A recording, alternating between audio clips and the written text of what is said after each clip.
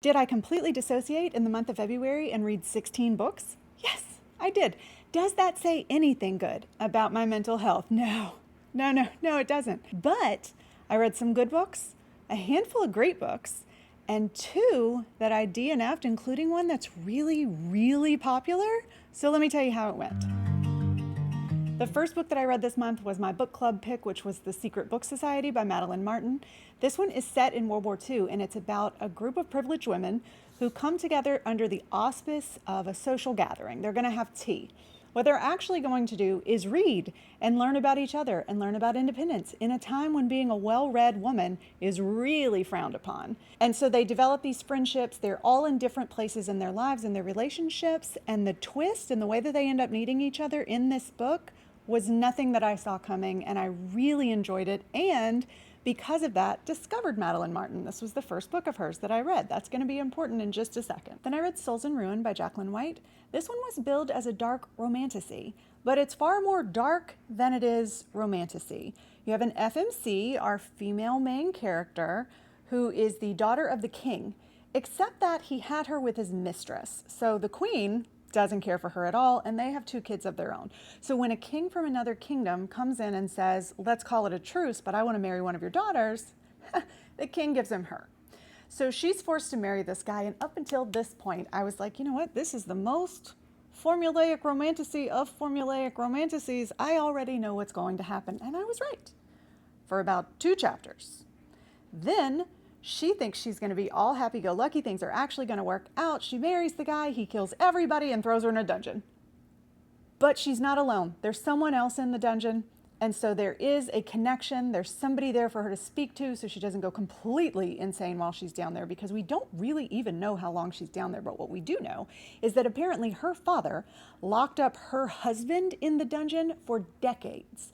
And so he came back to get his vengeance. And the way that he has decided he's going to do that is to kill her father and put her in the dungeon and do all the things to her that her father did to him. It's really an ass-backwards way to get your wishes, and it's not a fun time. So we spend most of the book in the dungeon.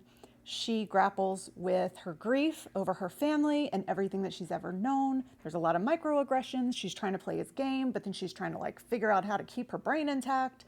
There's a lot of stuff. What's really important is that the way that this book wraps up is good. There's so much set up for going into the rest of this series that now I'm excited. But I will say that for all the chapters that we were in the dungeon, it was dire.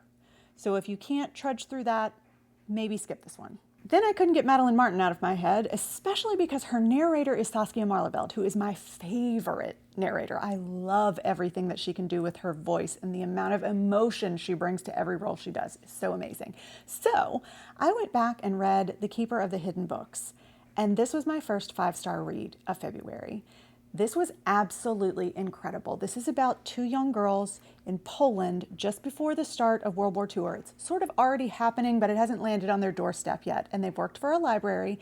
And so once Warsaw is fully under attack, they are taking books and hiding them away because all these books have been banned, right? If they're a Polish author, Jewish author, female author, fictional author, anybody that Hitler doesn't like, those books are burned. So they are basically rescuing all of these works of literature and hiding them away in these warehouses. Meanwhile, one of them is Jewish. Her family's moved to the Jewish ghetto. The other one's brother has gone off to war and they haven't heard from him. So all the things that these girls are going through while also trying to preserve some piece of history of art from this time is so incredibly well done. So well done. This book was immaculate. If you like historical fiction, particularly from a female perspective, World War I, World War II, this was a fantastic read. Then I read We Who Will Die by Stasia Stark. This one has a lot of trials, some vampires, and a very questionable stance on who the actual bad guy is. I did enjoy this one. Unfortunately, I can't tell you all that much about it because any little thing will give it away. But it's a good book. If you like any sort of the, survivor, have to get through all of these trials in order to rise up and be worthy and also try to assassinate a king type thing, you might like this. Also, lots of different kinds of magical people and creatures. Then I had my first DNF for the month and I really fought with myself over it and was pretty upset about it. The book was Burn Down Master's House by Clay Cane.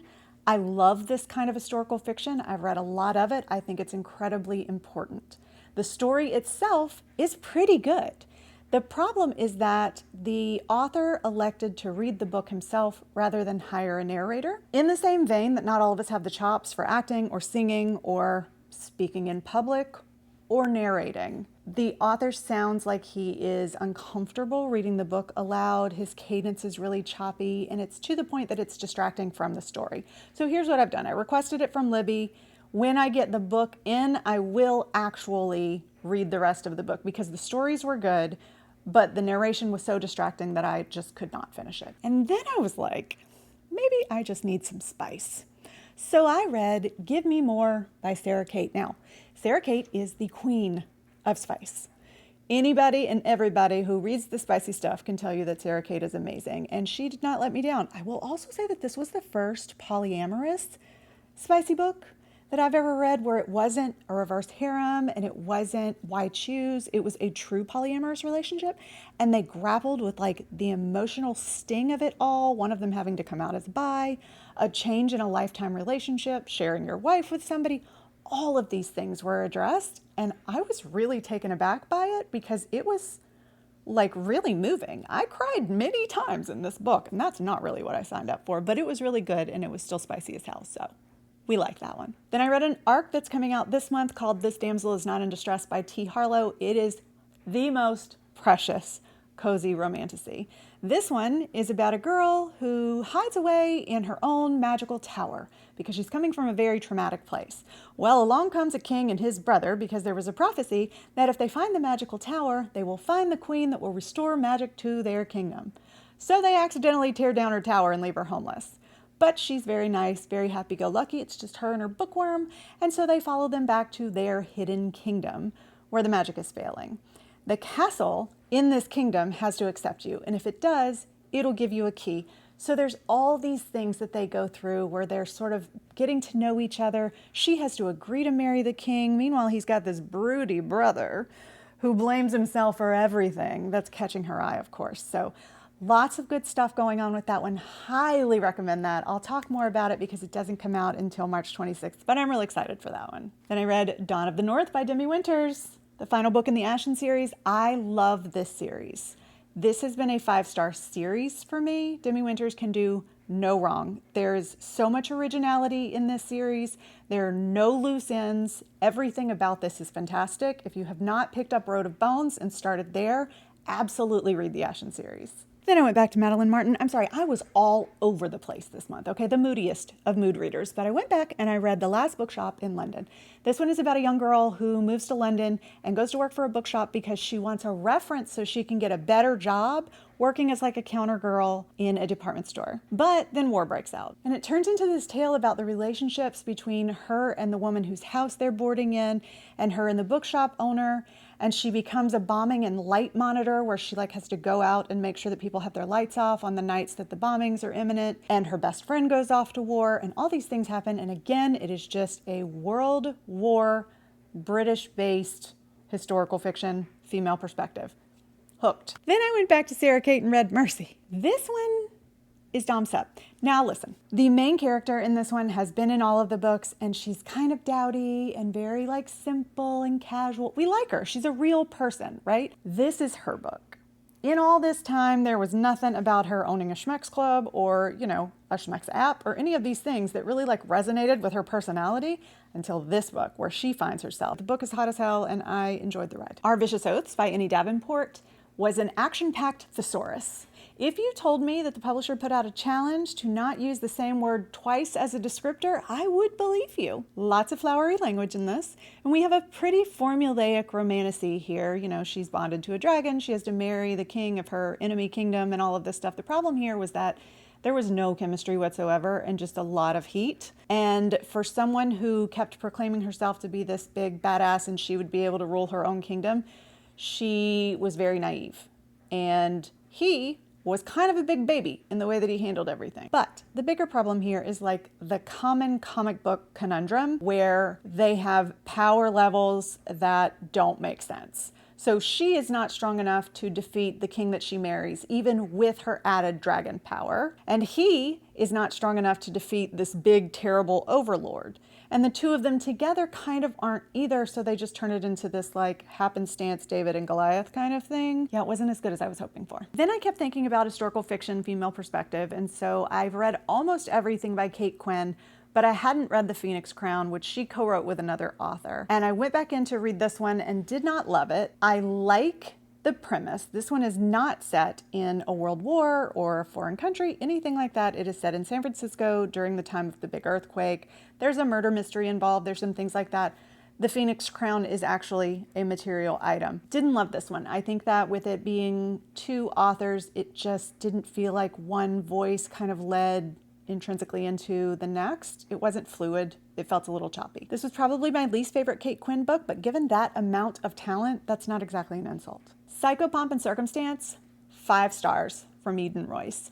This was one of the biggest surprises of this month. It is a novella about a girl whose aunt dies and she needs to go and do her homegoing. Her mother and her aunt don't talk. Her mother does not want her to go and do this, does not believe that she's capable of doing this. And the girl is really doubting herself. But so she goes to this town that her aunt founded. And when I tell you it is magical, there's a dark kind of horror tension to it. We're not real sure where the aunt is or if the house is haunted or what kind of people her neighbors are, but she has to put together this very important ritualistic homegoing. And there's a lot of like historical trauma. There's mentions of slavery in it. There's all of this strife with her family and the secrets that they've kept. But I almost wish that this had been a full novel, except that it felt perfect as a novella. You will devour this one. It is so good. A Bounty of Blood and Nails by N.K. Brown is another darkish romantasy. This one is about a girl who has to find bounties that are assigned to her, and then these soul collectors come and take them. But her last bounty assigned to her is a prince, and so in order to get into the castle, she has to pretend to be a maid to the woman that he's interested in, and then there's obviously a brooding guard. But we have a sentient castle, and I love a good sentient castle. And blood magic. Come on. Death Masks by Jem Butcher. This is the 5th book in the Dresden Files. I'm working my way back through these. I started it about 2 years ago, but I'm still missing some, so I started them again. This one was by far my favorite one so far. I love the sense of humor in this. I love what happens with Susan in this. I love Molly. I love Ivy. I love the twist and turn in this one. 5 stars. This one was so much fun. So now I really can't wait for the next one. And then I saved the big DNF for last here because it was so shocking to me. I love romantic fantasy.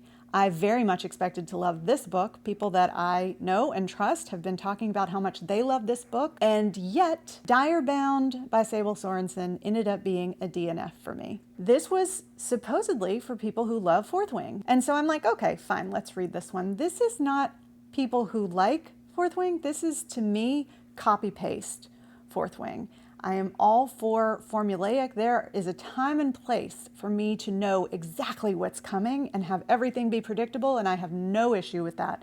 I have to draw the line at copy-paste. Let me give you some examples. The FMC in this book has to compete in trials to show her worth, to be bonded to a magical creature. The one who chooses her doesn't ever choose anybody. When that one chooses her, she gets silver streaks in her hair. The shadow daddy in this is basically Xaden. The love interest in this has no chemistry whatsoever. There's no steam, there's no build up to their connection. There is just sex in this book, and that's okay. But there was a moment where I sat up and flipped back through the information to see if this was fan fiction, because that was sort of the only excuse. I DNF'd this at 53%, and I actually returned it to Audible to get my credit back. Possible I'm completely missing something, and just possible that there's like a major PR machine going on. I don't really know. I also don't normally talk about any negative aspects of books, but I'm nothing if not honest, and this was a hard no for me. If you have any historical fiction, people like Kate Quinn, like Madeline Martin, particularly female perspective, that I should be reading about, or if there is a favored Saskia Marleveld book, I would love to know. Okay, thanks, bye.